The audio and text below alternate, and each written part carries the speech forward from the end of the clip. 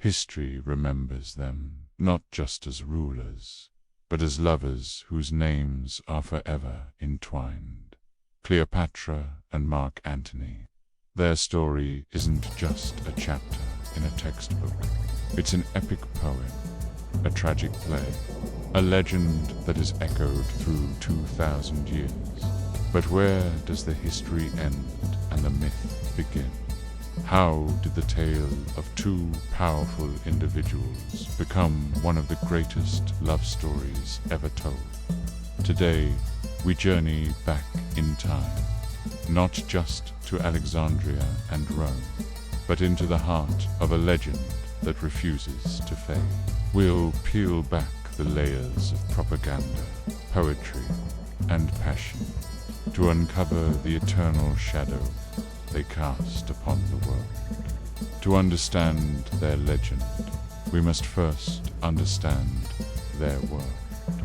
Rome was a republic in its death throes, convulsing with civil war. Power was the ultimate prize, and men like Antonia, brilliant general and a charismatic politician, second only to Caesar, were at the center of the storm.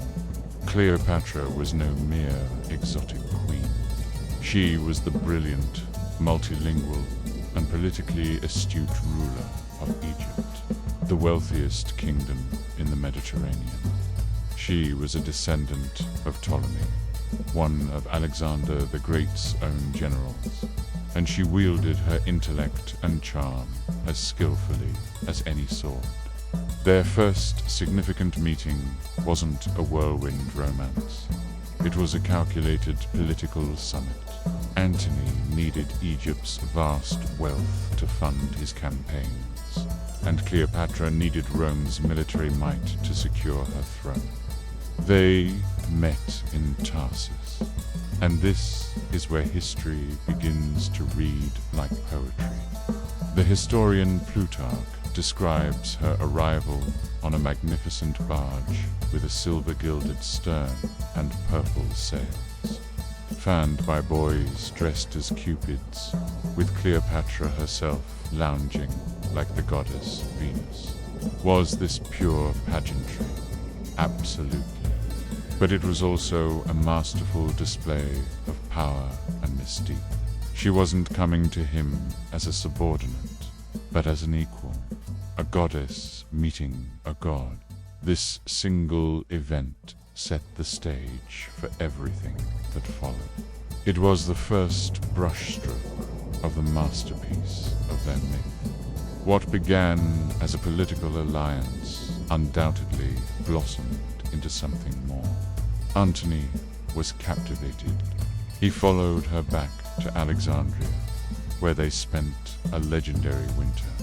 Roman propagandists, especially those loyal to Antony's rival, Octavian, painted this as a period of debauchery, where a heroic Roman general was ensnared by a foreign seductress. They spoke of lavish banquets and endless parties, but this was also a period of profound connection. They formed a society of inimitable livers, a circle dedicated to enjoying life's pleasures. For Antony, Alexandria was an escape from the rigid, backstabbing politics of Rome. For Cleopatra, Antony was a partner who seemed to see her not just as a queen, but as a woman. Their connection was real. They had children together, 3 of them. This wasn't a fleeting affair. This was a family, a union that defied the conventions of the Roman world, and set them on a collision course with Antony's duties in Rome, including his political marriage to Octavian's sister, Octavia. This clash between love in Alexandria and duty in Rome is the central conflict that storytellers have seized upon for centuries. The turning point was the donations of Alexandria. In a grand public ceremony, Antony declared Caesarion, Cleopatra's son by Julius Caesar, as the true heir of Caesarea. Direct challenge to Octavian, Caesar's adopted son. He also divided the eastern territories of the Roman Empire among Cleopatra and their children, crowning a queen of kings. To Octavian in Rome, this was the ultimate betrayal. It was the perfect propaganda tool.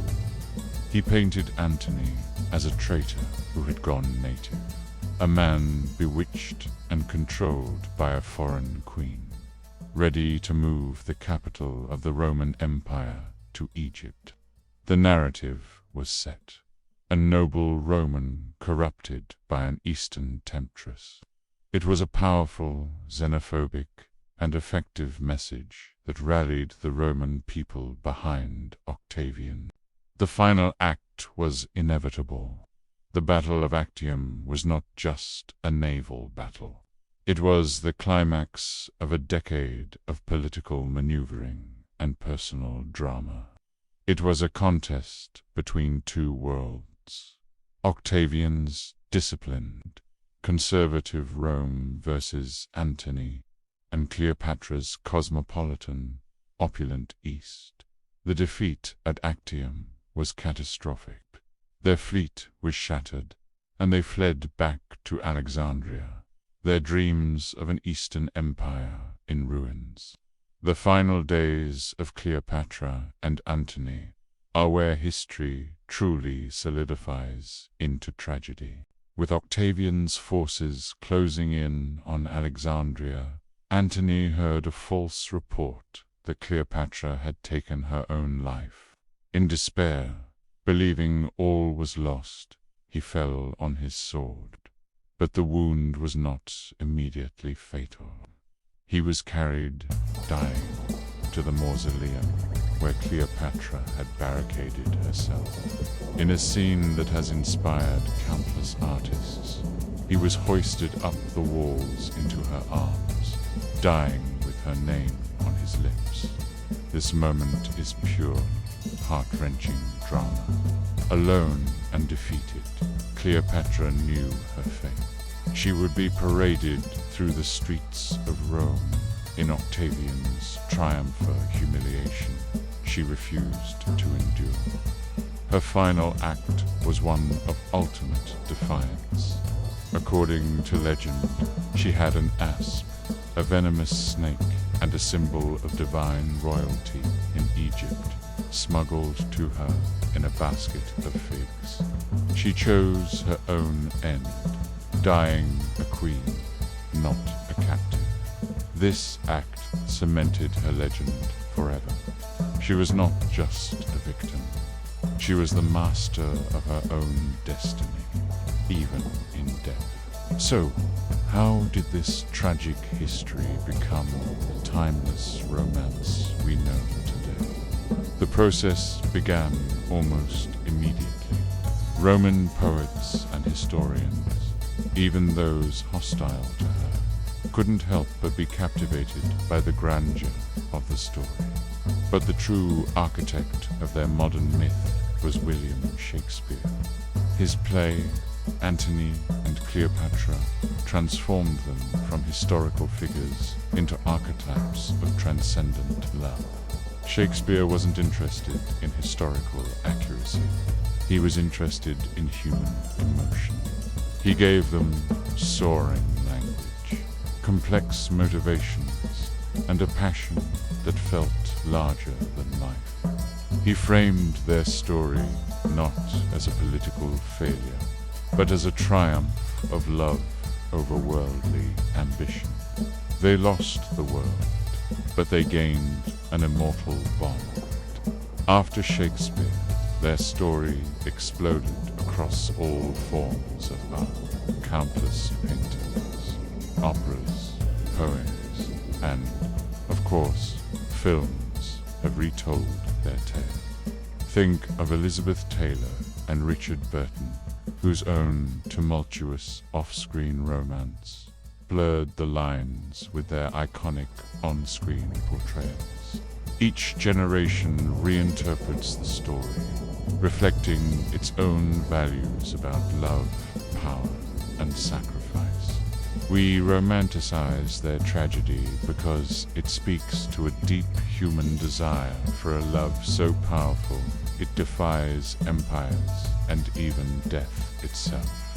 The legacy of Cleopatra and Antony is far more than a simple love story. It's a timeless lesson on the intoxicating and often destructive interplay between power and passion. Were they star-crossed lovers destroyed by fate? Or were they ambitious rulers whose personal choices led to their downfall? The truth, as always, lies somewhere in between. Their story serves as a mirror.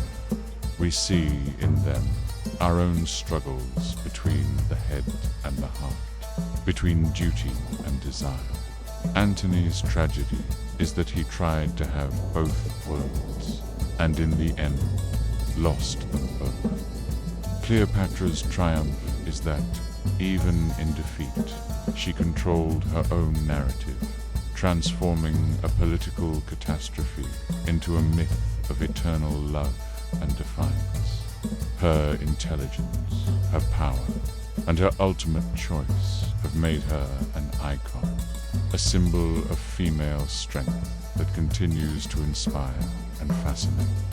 Their love did not die with them in that tomb in Alexandria.